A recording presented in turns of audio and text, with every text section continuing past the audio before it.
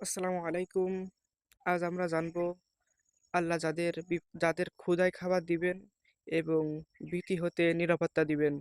আল্লাহ তাআলা সূরা কুরাইশের ভিতরে বলেছেন ৩ নম্বর আয়াতে, "ফালইয়াবুদু রাব্বা হাযাল বাইত।"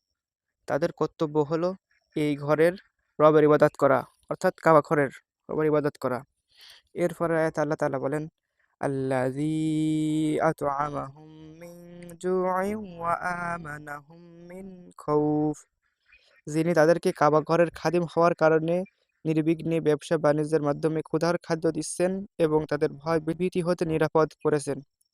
তো এইজন্য আমরা এখান থেকে জানলাম আল্লাহ তাআলা বলেছেন, তাদের কর্তব্য হলো এই ঘরের রবের ইবাদত করা। তাহলে আশা করা যায় এই কাবার ঘরের মালিকের ইবাদত করলে আল্লাহ তাআলা ক্ষুধার সময় দিবেন খাবার এবং ভয়-ভীতি হতে নিরাপদ করবেন।